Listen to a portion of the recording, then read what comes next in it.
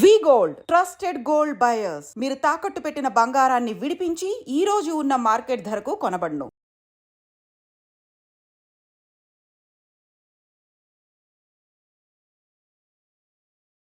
నమస్కారం, welcome to I dream ధర్మ మార్గం విత్ విజిత కార్యక్రమానికి స్వాగతం.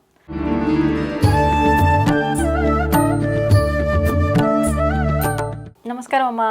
నమస్తే అమ్మా, కరోనా మళ్ళీ వచ్చేసింది.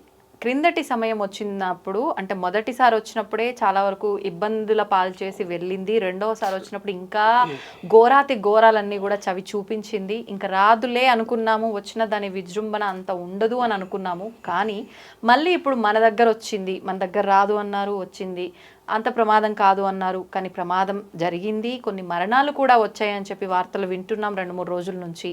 అసలు విశ్వ నియమాలను బట్టి ఎందుకు వస్తుంది ఇలాంటి వైరస్? అంటే వైరస్కి మన పంచభూతాలకి కనెక్షన్ ఉంది, పర్టికులర్గా ఈ కరోనాకైతే సంబంధం ఉంది, గాలి ద్వారా స్ప్రెడ్ అవుతుంది అని చెప్పి మాట్లాడుకుంటున్నాం. ఎందుకమ్మా, ఎందుకు వచ్చే అవకాశం ఉంది, మళ్ళీ ఎందుకు వచ్చిందంటారు? ప్రకృతి అంటే ఏంటి? పంచభూతాలు. మనలో ఉన్నాయి పంచభూతాలు, చక్రాలుగా ఎనర్జీ పాయింట్స్. బయట ఉన్నాయి 5 ఎలిమెంట్స్, మనలో ఉన్నాయి 5 ఎలిమెంట్స్.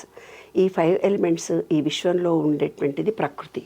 ఈ ప్రకృతి అనే దాంట్లో చాలా జీవాలను చూడు. ప్రతి దేవుడు వెనక ఒక పక్షో వాహనంగా ఉంటుంది కదా. అన్నీ ఉన్నాయి నీకు. ఏనుగు దగ్గర నుంచి, పాము దగ్గర నుంచి, ఎద్దు దగ్గర నుంచి, చిలక దగ్గర నుంచి ప్రతి దేవుడు వెనక చూపించారు కదా. అంటే మనం కొంచెం ఎడ్డోళ్ళం అవుతాము, తెలివిలేని వాళ్ళం అవుతాము. దేవుడు పక్కనన్న ఆ జీవిని ఉంచితే వీళ్ళు దాన్ని కూడా పూజ చేస్తారు, దాన్ని కూడా బతకనిస్తారు, దాన్ని కూడా గౌరవిస్తారు అని కదా. పాములు తింటిరి, మీరు కప్పల్ని తింటిరి, మేకల్ని తింటిరి, గొర్రెల్ని తింటిరి.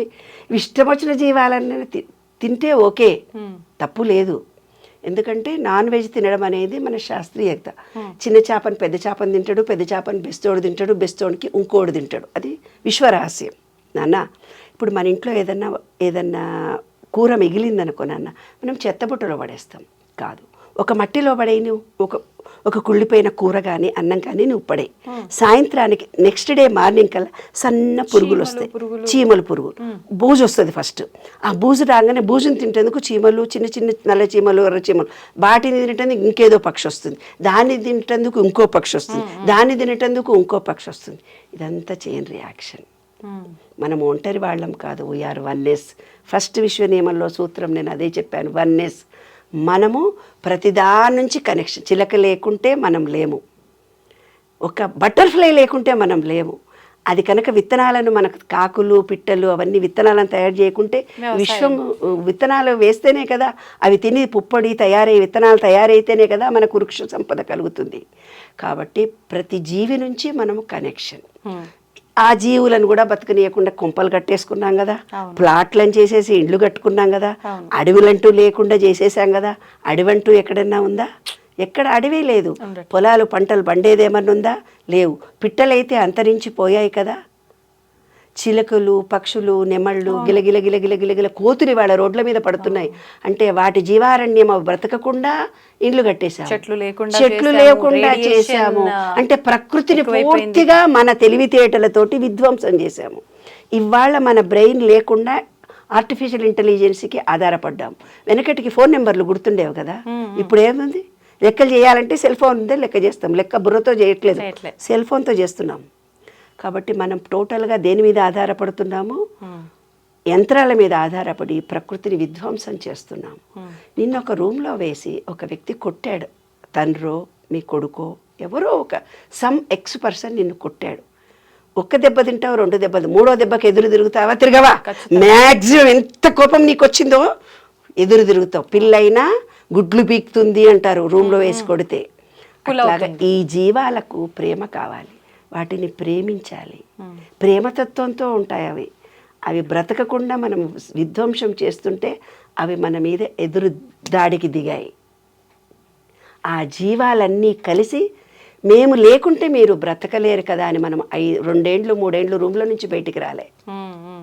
ఇంత స్వేచ్ఛగా తిరిగే మనను ఆప్ చేసింది విశ్వం కట్టిపడేసింది.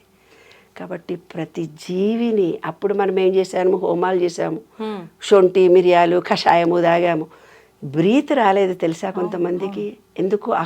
ఆక్సిజన్ లేకుండా అది పెట్టింది. బిడ్డ నేను బ్రతకలేకుండా ఎంత కష్టపడ్డానో అంత కష్టం నువ్వు పడు. అప్పుడన్నా ప్రకృతికి సలాం అంటావా అనుకున్నాం. ఎప్పుడు మారాం నాన్న?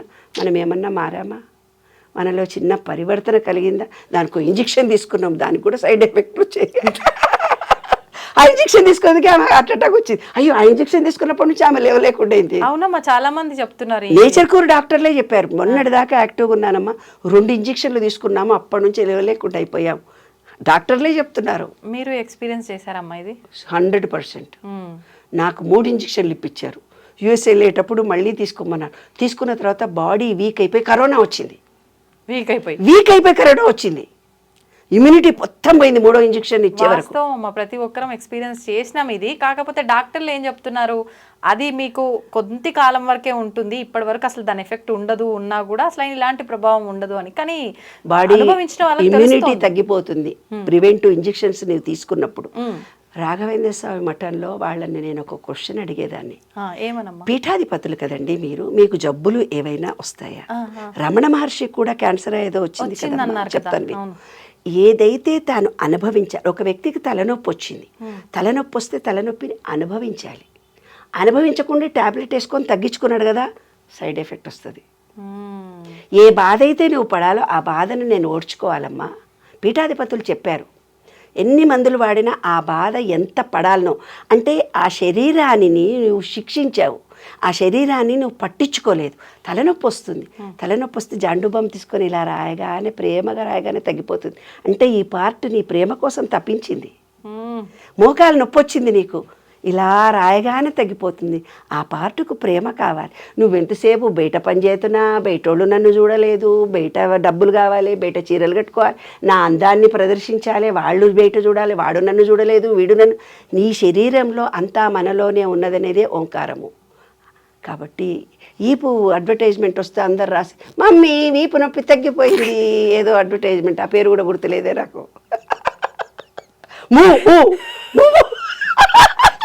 అంటే ఆమె పని చేసి చేసి చేసి అలసిపోయిన నడుమును ఆమె పట్టించుకోలేదు.